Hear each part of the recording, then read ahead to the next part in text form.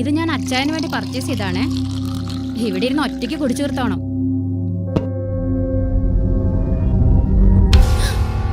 ഇതെന്താ അച്ചായ തോക്കൊക്കെ ആയിട്ട്? 20 വർഷങ്ങൾക്ക് മുമ്പ് എൻ്റെ ജീവിതത്തിലേക്ക് കടന്നു വന്നവളാണ് നീ. ഒരു സെക്കൻഡ് വൈഫായി തന്നെ ഞാൻ കണ്ടിട്ടില്ല. ഇപ്പോൾ നീയായിട്ടെല്ലാം തകർത്ത് കളഞ്ഞു.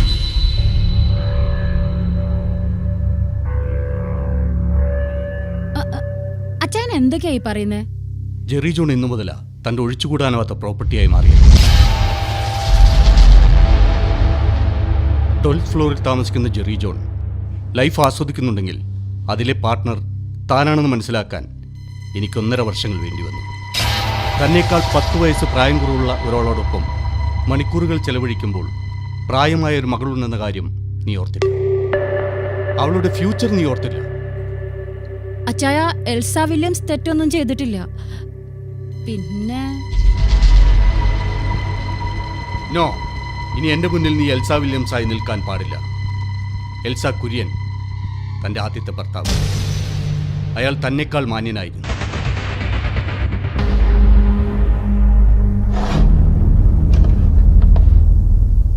എനിക്ക് സംസാരിക്കാനുള്ളത് എൽസ കുര്യനോടാണ്.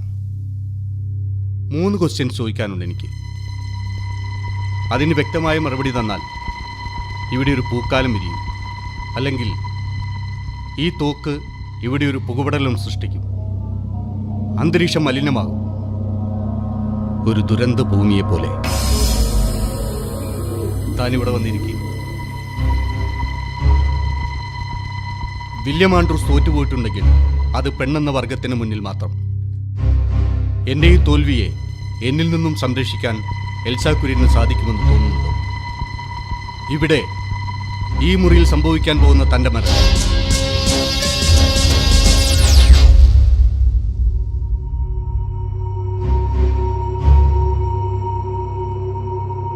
അതിനെ അതിജീവിക്കാൻ തനിക്കാവും.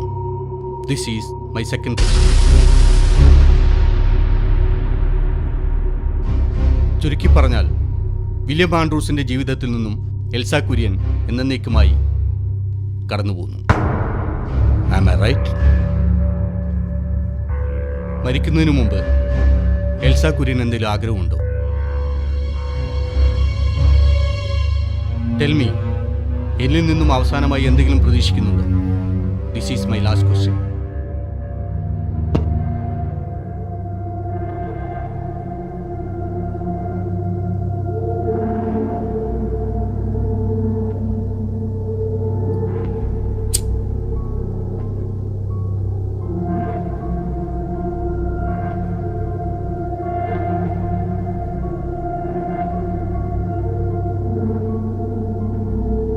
തന്നെപ്പോലെയുള്ളവർ ഒരുപാട് പേരുണ്ട് ഈ ബാംഗ്ലൂർ സിറ്റിയിൽ. ഇനിയെങ്കിലും തനിക്ക് സംഭവിച്ച കാര്യം എന്താണെന്ന് അവരെല്ലാം അറിയണം. അവരോരോരുത്തരുടെയും നെഞ്ചിൽ തറക്കണം ഇത്. അതായിരിക്കണം വില്യം ആൻഡ്രൂസിന്റെ സന്തോഷം.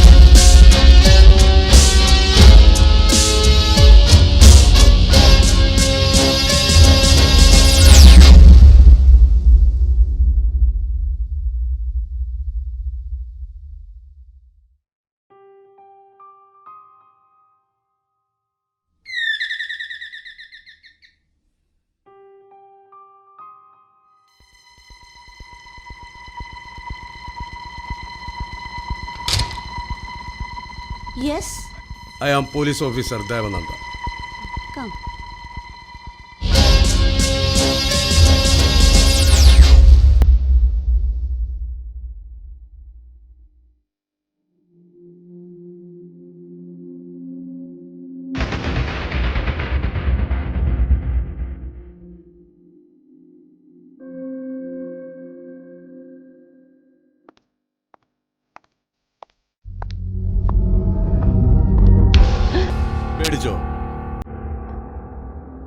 Sit down. വില്യംസിനെ കുറിച്ച് ചില കാര്യങ്ങൾ അറിയാനാണ് ഞാൻ വന്നത്. യെസ്. ഓഫീസിൽ എങ്ങനെ? Any problem? ഓഫീസിൽ എന്തെങ്കിലും പ്രോബ്ലം ഉണ്ടായാൽ പിന്നെ അദ്ദേഹം ദേഷ്യം മുഴുവൻ തീർക്കുന്നത് ഇവിടെ വന്നിട്ടാ. അന്നത്തെ സംഭവത്തെക്കുറിച്ച് എന്തെങ്കിലും പറയാനുണ്ടോ? ഓഫീസിൽ നിന്ന് അദ്ദേഹം നേരത്തെ എത്തിയിരുന്നു. പതിവ് പോലെ കഴിക്കാറുള്ള ഡ്രിങ്ക്സും കഴിച്ചു. എന്തൊക്കെയോ പറഞ്ഞുകൊണ്ട് അലമാരയിൽ നിന്ന് പിസ്റ്റലും എടുത്ത് ബാൽക്കണിയിലേക്ക് പോകുന്നത് കണ്ടു. പിന്നെ നോക്കുമ്പോ ബാൽക്കണിയിൽ നിന്ന് പുറത്തേക്ക് ചാടുന്നതാ കണ്ടത്. ഐ തിങ്ക് സ്വയം വെടിവെച്ച് താഴെ വീഴാണെന്ന് തോന്നുന്നു. ബാംഗ്ലൂർ സിറ്റിയിൽ ഇത് 4ാമത്തെ കേസാണ്. എൽസ ഞങ്ങളോടൊപ്പം നിൽക്കേണ്ടി വരും. എൽസ വല്ലാതെ ഭയപ്പെടുന്നുണ്ടല്ലോ. ഏയ്, അങ്ങനെയൊന്നുമില്ല. ഒരു പോലീസ് ഓഫീസർ എന്ന നിലയ്ക്ക് ഞങ്ങൾക്ക് സംശയങ്ങളുണ്ടാവും.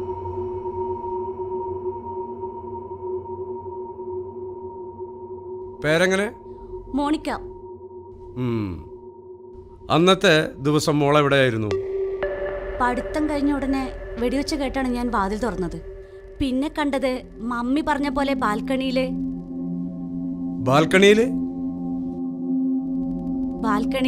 ഡാഡി വെടിവെച്ച് താഴെ വീഴുന്നതാണ് കണ്ടത്.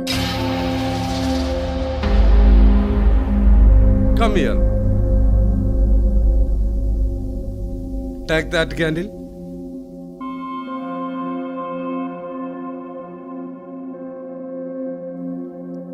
സർ, അവളെ അതൊന്നും പഠിപ്പിച്ചിട്ടില്ല. മമ്മി അതൊക്കെ പറയും. Come on.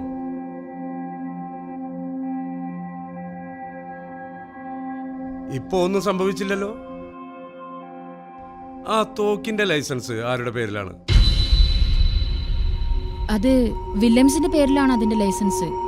അതുകൊണ്ട് തന്നെ അത് പോലീസുകാർ അന്ന് തന്നെ കൊണ്ടുപോയി. വേറെ തോക്ക് വല്ലതും നിങ്ങളുടെ പേരിൽ? നോ. തൽക്കാലം ഈ സിറ്റി വിട്ട് രണ്ടുപേരും എങ്ങും പോവരുത്. ഓൾറൈറ്റ്?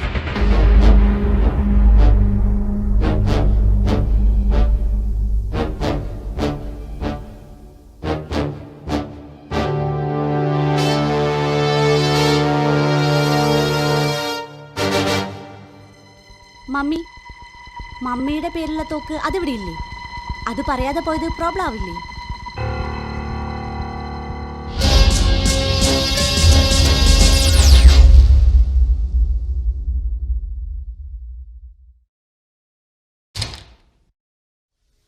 മമ്മി 3 മാസത്തെ ഫീസ് കൊടുക്കണം.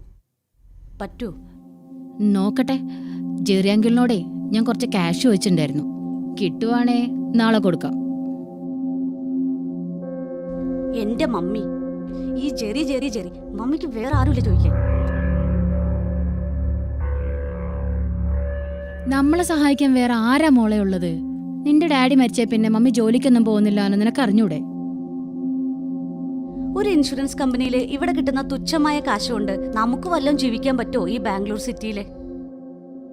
ഞാൻ ഇനി പഠിക്കാൻ പോണില്ല. ഇനി ഞാൻ വല്ല ജോലിക്കും പൊക്കോളാം. അതിനാണോ നിന്നെ ഇത്ര കഷ്ടപ്പെട്ട് പഠിപ്പിച്ചത്? ജോബിനെ കുറിച്ചൊന്നും നീ ഇപ്പൊ ചിന്തിക്കണ്ട കേട്ടോ. എന്തെങ്കിലും ചെയ്യും.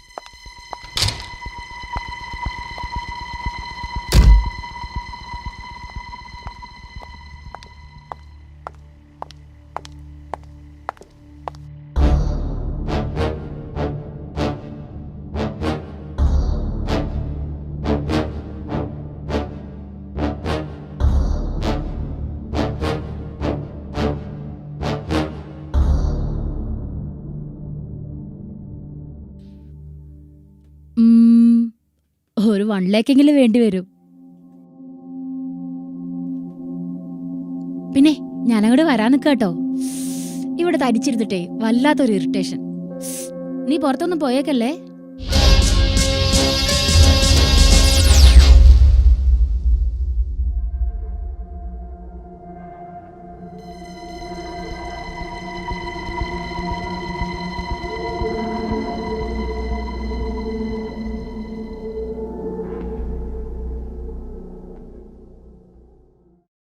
എനിക്കൊന്ന് ഓഫീസിൽ പോകണം. ഒരു മീറ്റിംഗ് അറേഞ്ച് ചെയ്യാനുണ്ട്.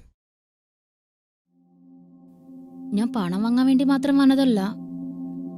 സോറി, നമ്മൾ ചില ശീലങ്ങൾ മാറ്റേണ്ടിയിരിക്കുന്നു. മോണിക്ക വളർന്നുകൊണ്ടിരിക്കുകയല്ലേ. ഇനി എത്ര കറുപ്പിച്ചെടുത്താലും കാലം പോകുന്നതിനനുസരിച്ച് നമ്മുടെയൊക്കെ പ്രായം നമ്മൾ പ്രകടമാവുന്നത് കണ്ടില്ലെന്ന് നടിക്കാൻ പറ്റില്ല. ഞാൻ പറഞ്ഞത് എൽസയുടെ കാര്യം മാത്രമല്ല, എൻ്റെയും. അമ്മ നിർബന്ധിക്കുന്നുണ്ട്. എത്രയും പെട്ടെന്ന് എനിക്ക് മാരേജിന് നിന്ന് കൊടുത്തേ പറ്റൂ. തീരുമാനിച്ചോ അത്?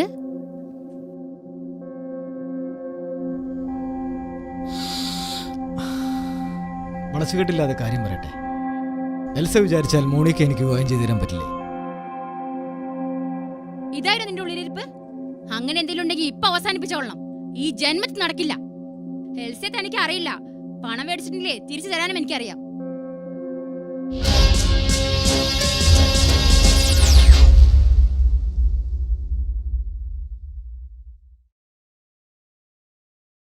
പണം ഞാൻ ചോദിച്ചില്ലല്ലോ, ധൃതി വെക്കണ്ട. പണം തന്നെ ഒഴിവാക്കാനാണോ? ഒഴിവാക്കിയത് നീ തന്നെയല്ലേ? മോളെ പൊന്നുപോലെ നോക്കിക്കോളാം ഞാൻ. എന്റെ ചെറിയ അതിന് അവളോട് സമ്മതിക്കണ്ടേ? ഞാൻ പറഞ്ഞ് സമ്മതിപ്പിച്ചോളാം. I can.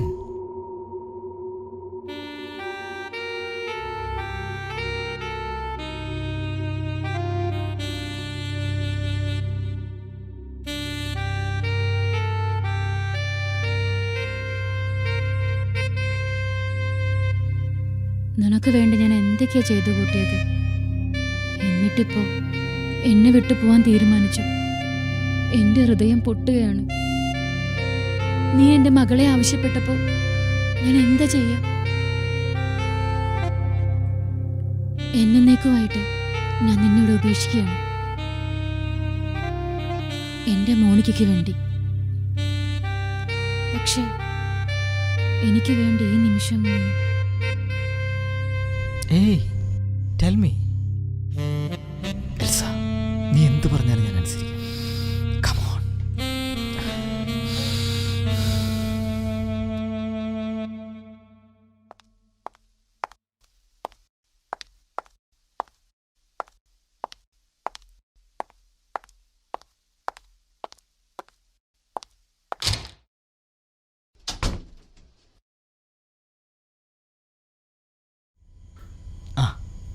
മോണിക്ക, ജെറിക്ക് നിന്നോട് എന്താ പറയാനുണ്ടെന്ന്.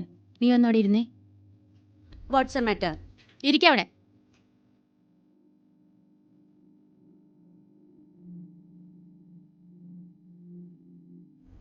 മമ്മി വിളിച്ചിട്ടാണ് ഞാൻ വന്നത്, മോണിക്കയെ കാണാൻ. Tell me.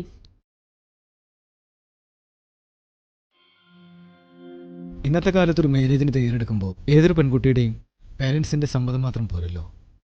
എനിക്ക് മോണിക്കയുടെ സമ്മതമാണ് അറിയേണ്ടത്. Your opinion? ജെറിയങ്കിൾ, എനിക്ക് പഠിക്കാൻ ഒരുപാടുണ്ട്. തൽക്കാലം ജെറിയങ്കിൾ ചെന്നാട്ടെ.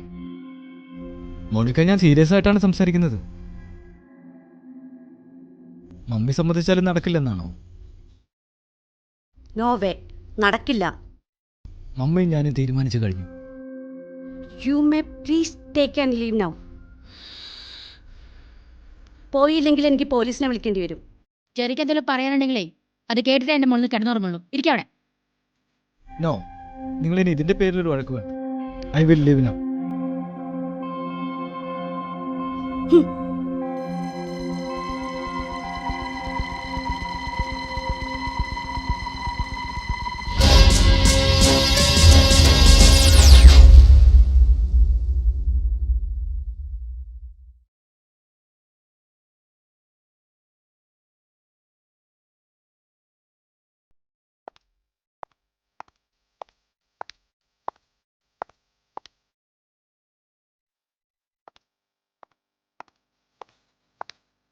മോണിക്ക, പറഞ്ഞത് കേക്ക് നീ.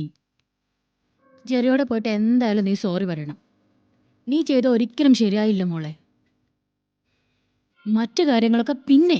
നിനക്ക് ഇഷ്ടമായില്ലെങ്കിൽ വേണ്ട. അയാളെ ഇവിടെ വെച്ച് അപമാനിച്ചത് ഒട്ടും ശരിയായില്ല. നീ പോയി സോറി പറ. മമ്മിക്ക് അയാളെ തൃപ്തിപ്പെടുത്തിയിട്ട് എന്താ ഇതിൽ നേടുന്നേ? അയാൾ നമ്മുടെ ആരാ? ഒരേ ബിൽഡിങ്ങിൽ താമസിക്കുന്നു. അതിനപ്പുറത്തേക്ക് അയാളുമായിട്ട് എന്താ റിലേഷൻഷിപ്പ്? നീയേ ഇപ്പൊ എന്ത് പറയണ്ട ചെവി കയറത്തില്ല. പോയി സോറി പറ. ഇല്ല മമ്മി, എന്നെ കൊണ്ടാവൂല. സോറി പറയാൻ മാത്രമുള്ളത് തെറ്റും ഞാൻ ചെയ്തിട്ടില്ല. നീയേ പോയിട്ടില്ലെങ്കിൽ ബിൽഡിങ്ങിന്റെ താഴേക്ക് ചാടി ചാവും ഞാൻ. അതുകൂടെ കാണണോ നിനക്ക്? മമ്മി മമ്മി ഒരു മിനിറ്റ്, ഉം. ഞാനിപ്പോ സോറി പറയണം, അത്രയല്ലേ ഉള്ളൂ. ഞാൻ പൊക്കോളാം.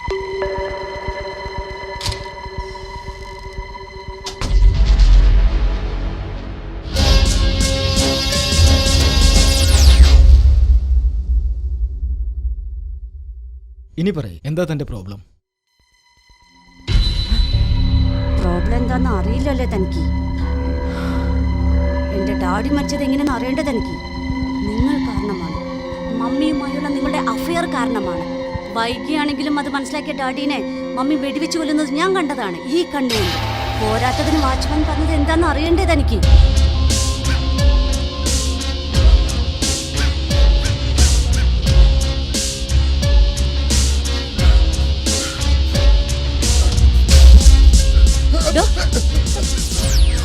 താൻ എന്താ എന്നെ കണ്ടോടിയത്?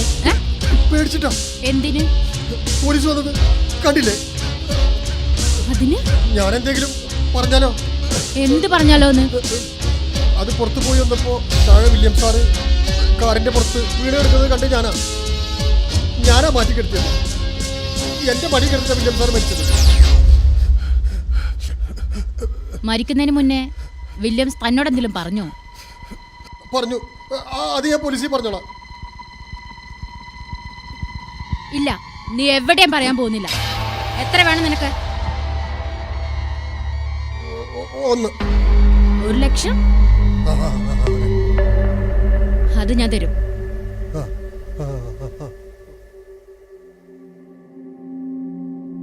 വാച്ച്മാൻ പറയും ആ സത്യം, ഇല്ലെങ്കിൽ ഞാൻ പറയിക്കും. മമ്മി എന്നെ ഇങ്ങോട്ട് പറഞ്ഞു വിട്ടത് എന്തിനാണെന്ന് അറിയണ്ടേ? തന്നോട് സോറി പറയാൻ. Jerry John, I am very sorry.